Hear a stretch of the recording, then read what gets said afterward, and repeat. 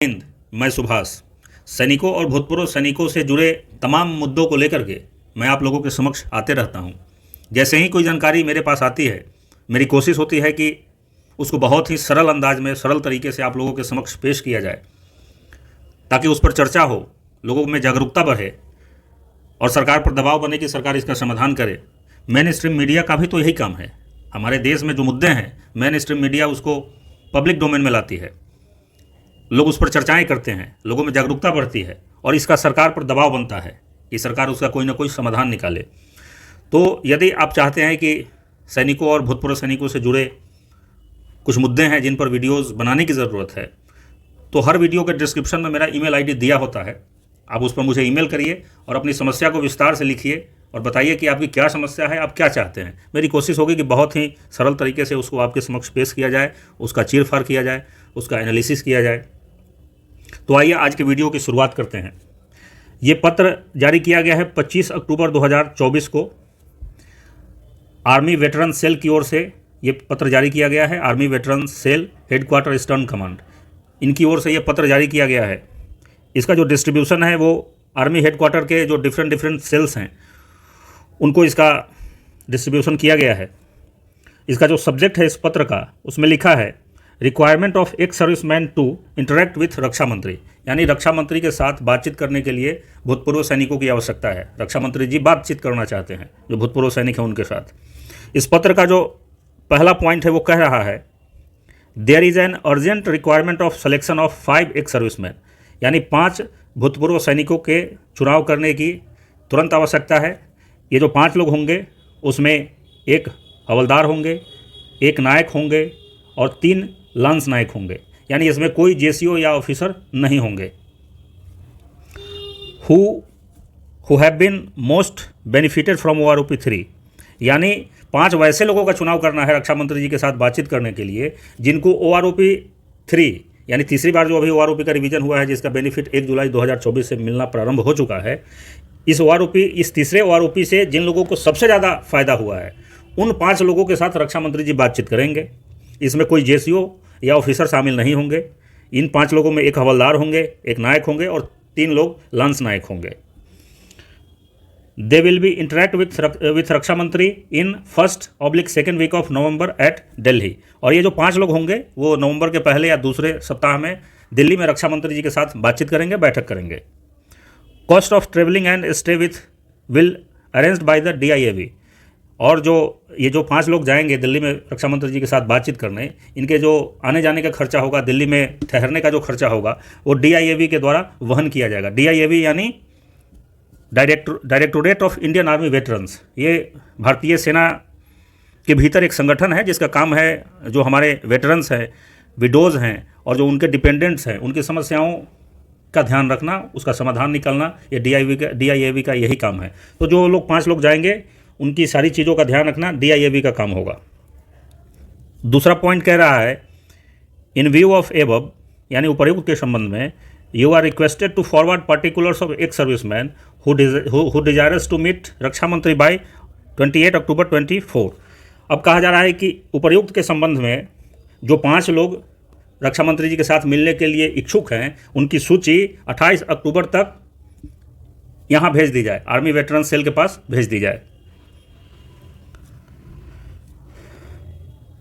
और इस जो सेल में जो अधिकारी हैं जो ये इन चीज़ों को देख रहे हैं, उनका नाम है कर्नल AK पटारिया, यानी कर्नल AK पटारिया जो वेटरन सेल में बैठते हैं, आर्मी वेटरन सेल में, उनके पास इस जानकारी को 28 अक्टूबर तक भेज दी जाए। आगे कहा जा रहा है इन्हीं का यहाँ व्हाट्सअप नंबर दिया हुआ है। इस व्हाट्सअप नंबर पर या ईमेल के माध्यम से उन 5 लोगों की सूची कर्नल AK पटारिया जो आर्मी वेटरन सेल में बैठते हैं, उनका व्हाट्सअप नंबर दिया है, उनका ईमेल आईडी दिया है, उनके पास भेज दी जाए। इसका तीसरा पॉइंट कह रहा है names of selected ESM to be communicated in due course for further action, यानी जो सेलेक्टेड लोग हैं, फिर जो 5 सेलेक्टेड लोग, जैसे नाम तो बहुत सारा जा सकता है, लेकिन उनमें से जो 5 लोगों का सिलेक्शन होगा उनका नाम जो है वो आगे की कार्रवाई के लिए जल्द से जल्द भेज दिया जाए। Please treat matter most urgent, यानी इस बात को बहुत गंभीरता से लिया जाए, इसको हल्के में न लिया जाए। लेटर का जो आखिरी पॉइंट है, चौथा, वो कह रहा है कि please treat matter most urgent, इसको बहुत गंभीरता से लेने की ज़रूरत है। और इसकी कॉपी दी गई है directorate of Indian army veterans DIAB, इसकी कॉपी दी गई है। अब सवाल है कि मैं इस पर क्यों बना रहा हूँ कि जब जिन लोगों को बहुत ज़्यादा फ़ायदा हुआ है OROP 3 में, उन लोगों को बुलाया जा रहा है, तो इसका क्या मतलब बन रहा है? क्योंकि बहुत सारे लोग ऐसे हैं जिनको OROP में कुछ मिला ही नहीं, न तो पहला OROP, न दूसरा, न तीसरा, किसी में कुछ नहीं मिला। उल्टे उनकी पेंशन पहले से कम हो गई।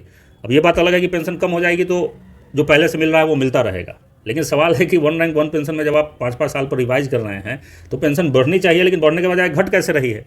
यानी 1 रैंक 1 पेंशन में बहुत सारी विसंगतियाँ हैं। तो अब इस वीडियो के माध्यम से मैं ये कहना चाह रहा हूँ कि जो 5 लोग इस मीटिंग में जाएंगे वो अपनी व्यक्तिगत हैसियत से नहीं जा रहे हैं, इस बात का उन्हें संज्ञान होना चाहिए। आप पूरे जो एक्स सर्विसमैन है देश में 26 लाख, उनका प्रतिनिधित्व कर रहे होंगे वहाँ, आप प्रतिनिधि के तौर पर वहाँ जाएंगे, तो आपको पूरे समूह के हितों का ध्यान रखना है। आप जा कर के वहाँ सरकार के सुर में सुर नहीं मिलाएंगे, सरकार की दलाली नहीं करेंगे। सरकार तो चाह रही है कि सेना के भीतर ही फूट डाल दिया जाए, जितने एक्स सर्विसमैन हैं उनके बीच ही फूट डाल दिया जाए। एक जिन लोगों को इसका खूब फ़ायदा मिला है उनको अलग कर दिया जाए, और जिन लोगों को फ़ायदा नहीं मिला उनको अलग कर दिया जाए, ताकि नंबर में आप कम हो जाएं और आपकी जो बात है वो दब जाए, आपकी जो मांग है वो दब जाए। लेकिन यहाँ आप अपनी सेना की ट्रेनिंग को याद करिएगा। ट्रेनिंग में कैसे बताया जाता है कि अपने साथियों के साथ कैसे मिलजुल करके रहना है, एक दूसरे को कोऑपरेट करना है। तो ऐसा नहीं है कि आप 5 लोग जो जा रहे हैं वो बहुत आप काबिल हैं, आप पे कुछ विशेष है इसलिए रक्षा मंत्री जी आपसे मिलना चाह रहे हैं। नहीं, आप रिप्रेजेंटेटिव के तौर पर जा रहे हैं, आप प्रतिनिधि के तौर पर जा रहे हैं। किसके प्रतिनिधि? 26 लाख भूतपूर्व सैनिकों के प्रतिनिधि के तौर पर आप जा रहे हैं। तो वहाँ आप OROP की जो तमाम विसंगतियाँ हैं उनको गिनाएंगे, आप बताएंगे कि सर मुझे तो इसका फ़ायदा हुआ है, लेकिन हमारे बहुत सारे भाई हैं, बहुत सारी वीर नारियाँ हैं जिनको OROP में कुछ नहीं मिला है, बहुत सारी इसमें विसंगतियाँ हैं सर, उस पर त्वरित ध्यान देने की ज़रूरत है, उसका त्वरित समाधान करने की ज़रूरत है। और 1 रैंक 1 पेंशन में क्या क्या विसंगतियाँ हैं इसके ऊपर मैंने एक अलग से वीडियो बना रखा है। आप मेरे प्लेलिस्ट में जाएंगे तो वो सारे वीडियोज़ आपको दिख जाएंगे। एक बार क्विक रिकैप यहाँ कर दे रहा हूँ कि क्या क्या OROP की समस्याएँ हैं। तो जो पहली समस्या है वो तो यही कि भाई पेंशन में अंतर है। पेंशन में क्या अंतर है? तो 1 रैंक 1 पेंशन का मतलब ही यही होता है कि A और B नाम के व्यक्ति हैं, A दोनों सेम रैंक में है, A और B दोनों हवलदार है, लेकिन A नाम का व्यक्ति 2002 में सेवानिवृत्त हुआ और B नाम का व्यक्ति 2024 में सेवानिवृत्त हो रहा है। दोनों का रैंक हवलदार है, दोनों 20 साल सर्विस करके आ रहा है, मान लेते हैं। तो इस कंडीशन में दोनों की पेंशन समान होगी, भले ही दोनों के रिटायरमेंट का डेट अलग अलग क्यों ना हो, क्योंकि दोनों एक रैंक से और सेम लेंथ ऑफ सर्विस और सेम रैंक से आए हैं, इसलिए दोनों की पेंशन समान होगी। लेकिन 1 रैंक 1 पेंशन का तीसरी बार रिवीजन हो चुका है, लेकिन ये समस्या अभी भी यथावत बनी हुई है। लोगों के पेंशन में अंतर बरकरार है। अभी जो लोग आ रहे हैं उनकी पेंशन ज़्यादा है, पहले वालों की पेंशन कम है।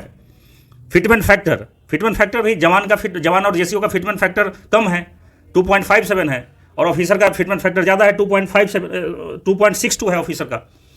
तो फिटमेंट फैक्टर कम है जवान और जेसीओ का, इसके कारण इनकी बेसिक सैलरी कम बन रही है। बेसिक सैलरी जो लोग सर्विंग है उनकी बेसिक सैलरी कम बन रही है, तो जो लोग रिटायर हो रहे हैं उनकी पेंशन कम बन रही है।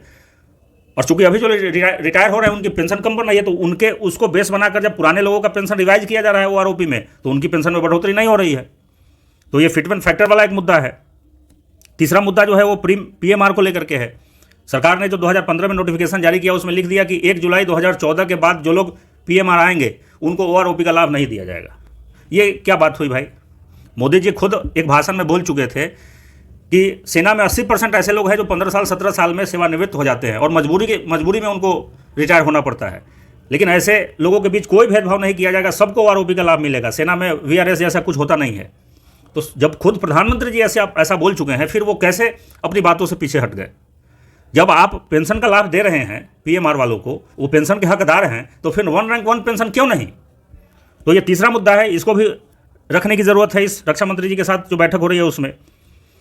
जो चौथी जो डिमांड है लोगों की, एक कमीशन का गठन किया जाए OROP के जो तमाम मुद्दे हैं, तमाम समस्याएं हैं OROP को लेकर के, इनके त्वरित समाधान के लिए एक आयोग का गठन किया जाए। सरकार एक आयोग का गठन करे, इसमें सेना के प्रतिनिधि हों।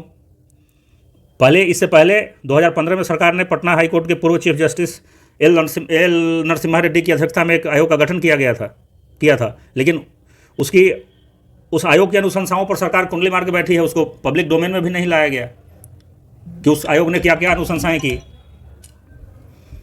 तो एक आयोग का गठन हो जिसमें सेना के प्रतिनिधि हो और सेना में भी जवान जेसीओ का भी प्रतिनिधित्व हो, और ऑफिसर का भी प्रतिनिधित्व हो।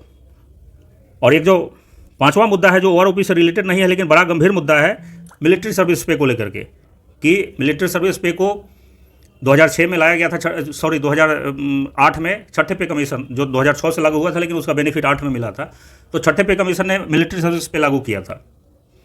तो मिलिट्री सर्विस पे एक रिस्क अलाउंस था। तो सवाल है कि जवान जेसीओ के साथ रिस्क ज़्यादा होता है, ऑफिसर और एमएनएस वाले के साथ रिस्क कम है, फिर जवान का मिलिट्री सर्विस पे 5200, ऑफिसर का 15,500 और एमएनएस का 10,800, ऐसा क्यों? इसके पीछे कोई लॉजिक नज़र नहीं आता है। तो लोगों की मांग है कि सबका मिलिट्री सर्विस पे इक्वल होना चाहिए। 15,500 अगर ऑफिसर का है तो 15,500 जवान को भी मिले, क्योंकि जवान के साथ तो खतरा और ज़्यादा है, तो जवान का तो एमएसपी ज़्यादा होना चाहिए ऑफिसर से, लेकिन यहाँ उल्टा है। तो हमारे भूतपूर्व सैनिकों का कहना है कि हमारा एमएसपी ऑफिसर से ज़्यादा नहीं हो लेकिन कम से कम उनके बराबर तो हो ही। दिल्ली हाई कोर्ट में इस पर केस चल रहा था लेकिन अभी हाल ही में डिसमिस हुआ है वो मामला, अब सुप्रीम कोर्ट में अपील किया जाएगा। तो फिर मैं इन्हीं बातों को दोहरा रहा हूँ कि जो लोग 5 लोग पूरे 26 लाख भूतपूर्व सैनिकों का प्रतिनिधित्व करेंगे रक्षा मंत्री जी के साथ बैठक में, तो आप लोग केवल अपनी बात नहीं करिएगा, इन तमाम मुद्दों को वहाँ उठाइएगा, ईमानदारी बरतिएगा।